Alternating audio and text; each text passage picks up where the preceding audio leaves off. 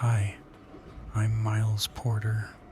Tonight I'm going to help you fall asleep by taking you to a place I love. We're standing on a platform at Chicago's Union Station. It's 10 o'clock in the evening. Our sleeper train is waiting beside us. For the next while, we're just going to be here, in this moment, noticing small things, letting the day settle, getting ready for sleep.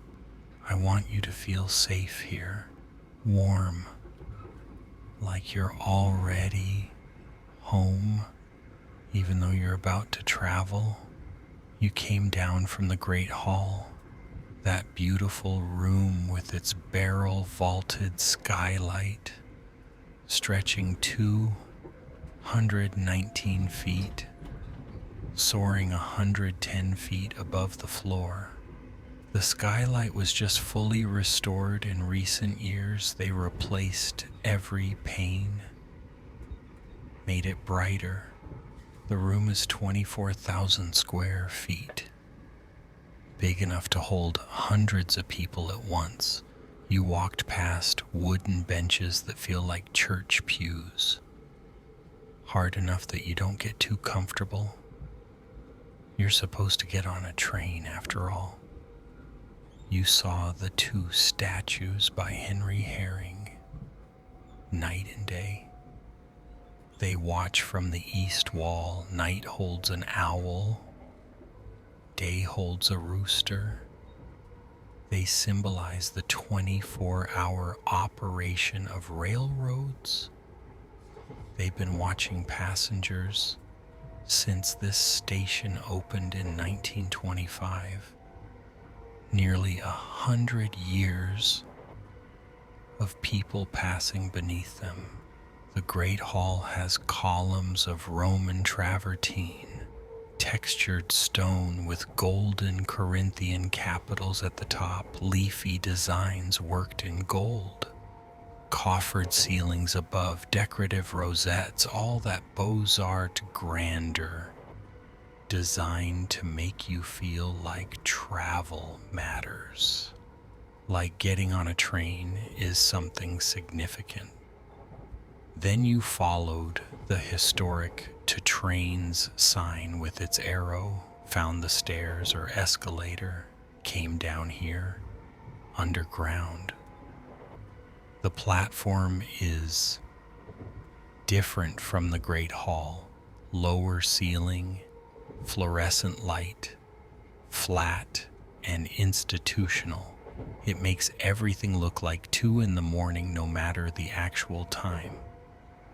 Time moves differently on platforms. The platform is concrete, long and straight. Yellow safety lines painted along the edges. Textured bumps in the concrete warn you where the platform ends. Small considerations built into infrastructure. The air has a particular quality. You can smell diesel. That's one of the first things you notice. The underground areas here have had well-documented issues with diesel exhaust. During rush hours when multiple locomotives idle, it gets thick. By late evening it's lighter, but you can still smell it, that burnt, oily engine smell. The smell of machinery, of trains that have been running all day and are getting ready to run all night, mixed with concrete, old stone, a space that's been underground for nearly a century, and underneath that electric smell from thousands of amps through copper wire, from signals and switches. Our train has been here maybe half an hour, getting ready. Attendants checking rooms, making sure beds are ready, filling water. The conductor with her tablet checking lists. Everything prepared while We waited upstairs. The train is silver and blue Superliner cars. 2 levels stacked one on top of the other. These are what Amtrak uses for long distance routes. Sleeper accommodations. Dining cars, observation cars with windows wrapping into the ceiling. Everything you need for a journey that might take days. The sleeper cars are closest. Each has 14 roomettes total. 10 on the upper level, numbered 1 through 10, though number 1 is typically for the attendant. 4 on the lower level, 11 through 14. Upper level has 5 bedrooms too, lettered A through E. Those are larger. They have their own bathroom and shower right in the room. Lower level has family bedroom, accessible bedroom, shared bathrooms, shower room. Everything arranged for living on a train for days. Even comfortable. The train is quiet now, patient. Locomotives at the far end. You can hear them. A low rumble felt in your chest. Every so often the pitch changes, like breathing. Windows glow yellow. You can see the empty corridor running the length of each car. There are other people on the platform. Not many, maybe 15 or 20. Late evening departures are quieter than everyone has that same quality. That mixture of tired and alert. Ready to sleep, but not quite yet. Still in traveling mode. A woman in her 60s with a rolling suitcase stands exactly where the steps will be. She knows this. She's positioned herself perfectly. She's done this before. You can tell by her patience, by the way she's not checking signs, just waiting with calm certainty. A younger couple shares a backpack. They keep checking their phones, looking at the train, checking phones again. Maybe their first long trip. Maybe their first time in a roomette. Everything still feels new to them. You can see it in how they're taking everything in. A man with loosened tie talks quietly on his phone, saying goodnight to someone, his briefcase at his feet. He sounds tired, sounds ready to let the train do the work for a while, to sit back and watch the country slide by, to sleep in a moving bed and wake up somewhere else. The fluorescent light makes everyone look a little ghostly, a little unreal, but the sounds are very real. Footsteps echo. Someone's luggage wheel squeaks every few rotations. It's oddly comforting, that small imperfection. Down the platform, a conductor calls to another. Their voices bounce off concrete and steel. Voices blur into sound. The train hums. Electrical systems doing their work. Air compressors. Gentle hiss of air brakes. All the background sounds of a machine that's temporarily still but not off. Never off. Just resting between one journey and the next. In maybe 10 or 15 minutes, someone will call us to board. That seems to be how long they generally wait. Depends on the train, depends on how ready everything is. But that's the pattern.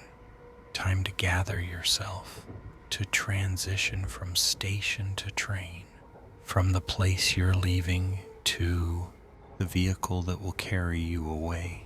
Above us is the Great Hall, 24,000 square feet, 2 statues watching. And above that, Chicago at night, the Loop, the river, the city going about its evening. But down here we're suspended between things, between leaving and arriving, between awake and asleep, a pocket of time that belongs to waiting. The train wheels are massive steel on steel. The steps are steep when you board. The attendant will put out a yellow step stool to help.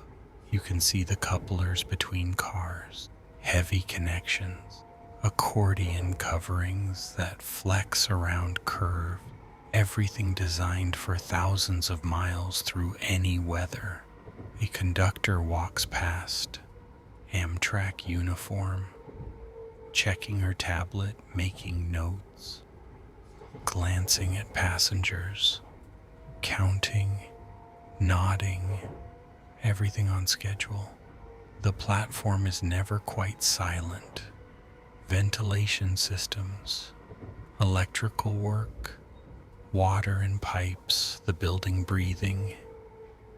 It's probably 10:15 now. Based on that 10 or 15-minute pattern, we should board soon. You can feel the anticipation building, not dramatically, not like waiting for something exciting, more like settling, like the moment before you fall asleep, when you know it's coming. The attendant for our car has appeared at the doorway, setting out the yellow step stool, getting ready. He's probably done this thousands of times. Tonight is unusual for us. For him, it's Tuesday or Wednesday. The days probably blend together after a while, but he's professional, patient, ready to help people find their rooms, to show them how everything works. Boarding a sleeper train is permission to stop carrying yourself, permission to let the train carry you instead, to lie down while moving, to sleep while traveling, to wake up in a different place without having to stay awake for the journey. The attendant will show you how the bed works, where the outlets are, how to lock the door, how to call if you need anything, all the small orientations.